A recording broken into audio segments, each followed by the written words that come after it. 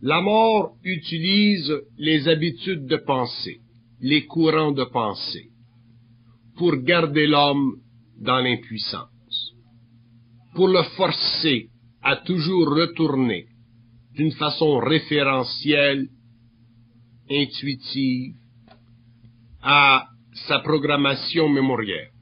La mort retourne toujours l'homme à la mémoire. La mort utilise toujours la mémoire.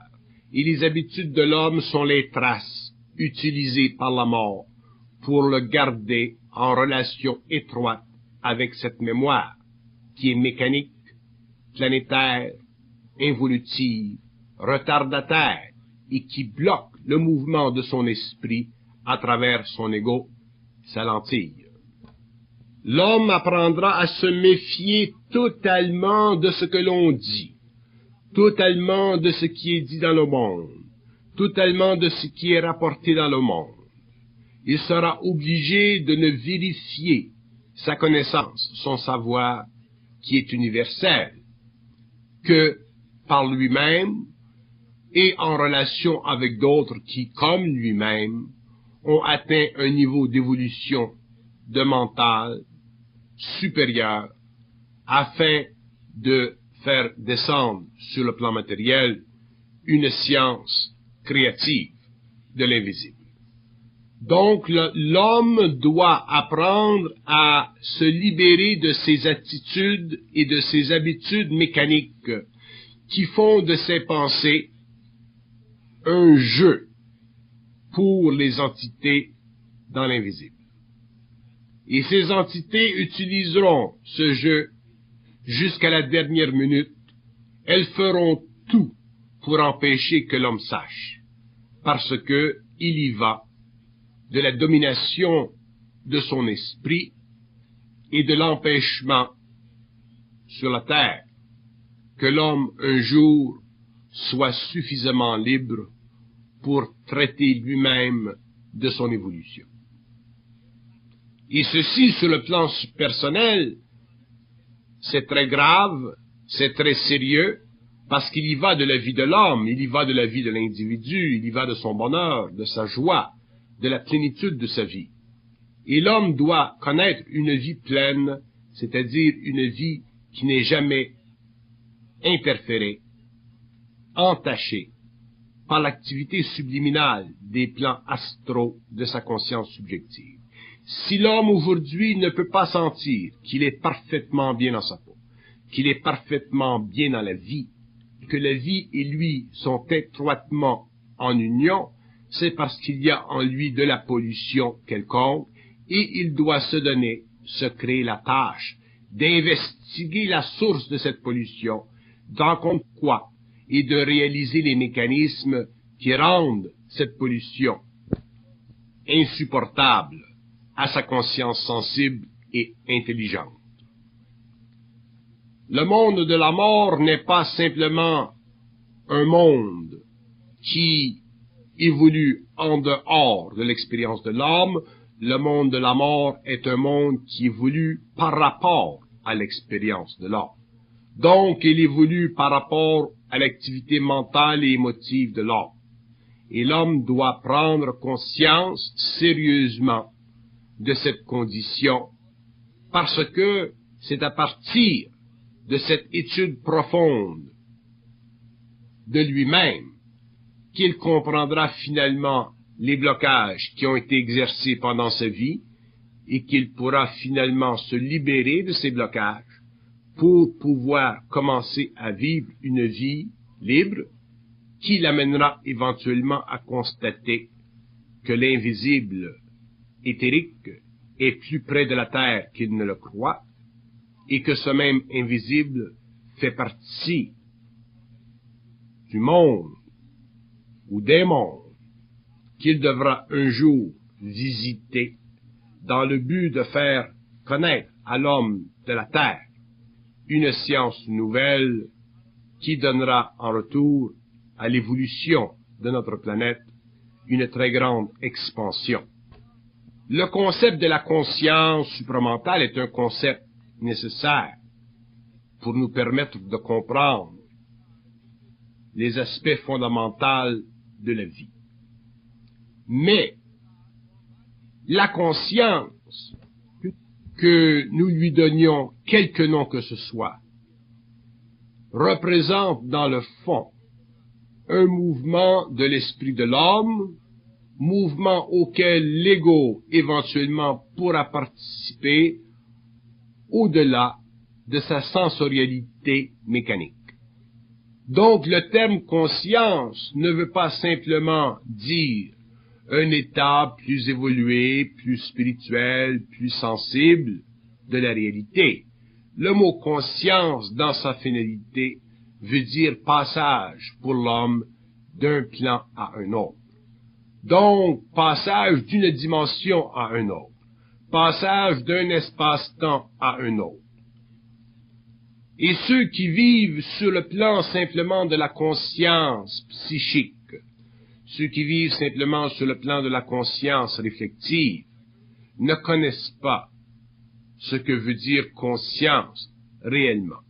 Ils n'ont pas d'idée de l'aspect concret de la conscience.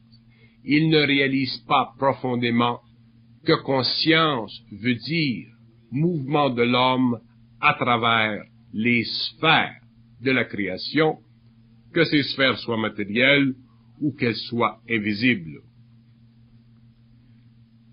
Et le tout de cette conscience est directement relié au blocage psychologique créé par ses pensées subjectives.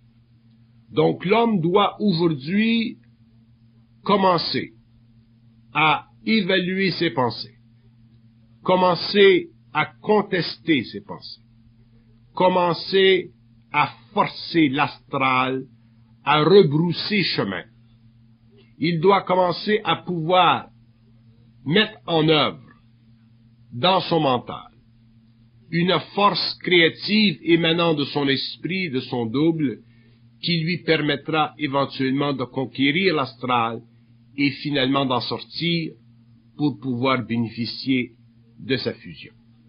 Et une fois que l'homme connaîtra la fusion, sera dans un état de fusion, l'éther, l'expérience de sa conscience dans l'éther, sera présente et il commencera à connaître l'infinité des mondes parallèles.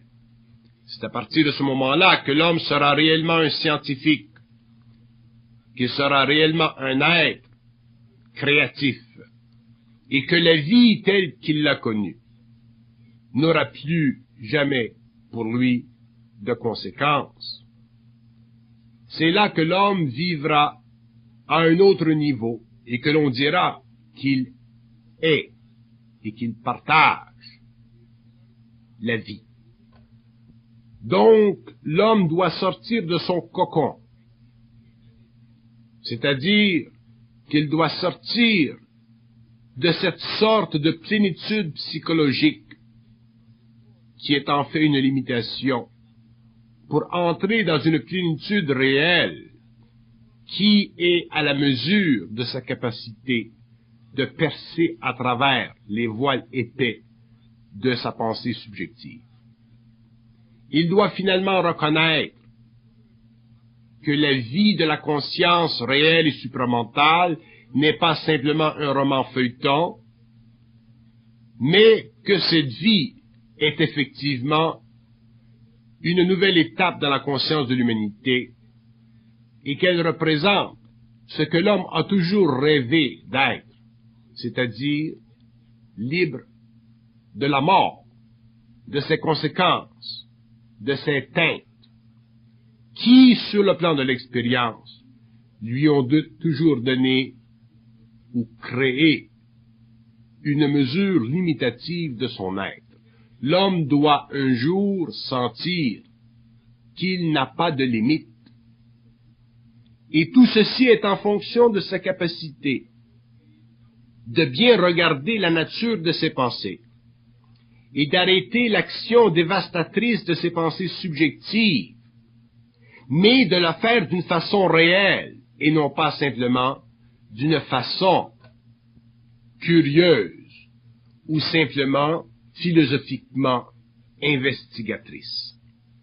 Il ne s'agit pas pour l'homme d'investiguer philosophiquement l'invisible, il s'agit pour l'homme de pouvoir un jour y pénétrer. Il ne s'agit pas pour lui de traiter avec l'invisible pour y en retirer une sorte d'information. Il s'agit pour lui d'arrêter, de mettre un frein à l'activité de l'invisible astral dans sa conscience pour qu'il puisse ensuite bénéficier d'une expansion de conscience, c'est-à-dire d'un mouvement plus régularisé de son esprit avec son ego, mouvement que l'on appellera alors la fusion de sa conscience. Elle est là la destinée de l'homme individuel, et elle sera là demain au cours de la 7e race racine, la destinée de l'humanité.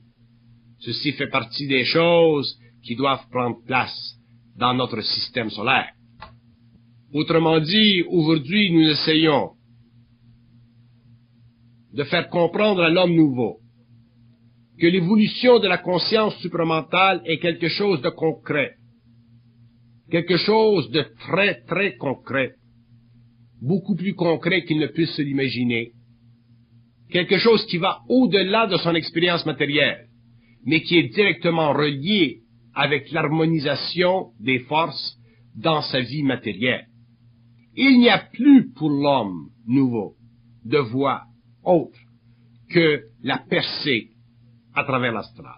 Il n'y a plus d'autre voie, d'autres sentiers pour l'homme nouveau que la conquête de la mort. Il n'y a plus pour lui de recherche spirituelle. La vie de l'homme, sans parler de sa conscience, est beaucoup trop importante pour la vie du cosmos, l'évolution du cosmos et l'intégration des différents niveaux de vie pour que cette vie soit simplement reléguée à un statut d'étude spirituelle et de recherche spirituelle. La vie de l'homme doit être directement reliée à la conquête totale du pouvoir de la mort à travers son mental. Et nous possédons aujourd'hui les outils pour la faire.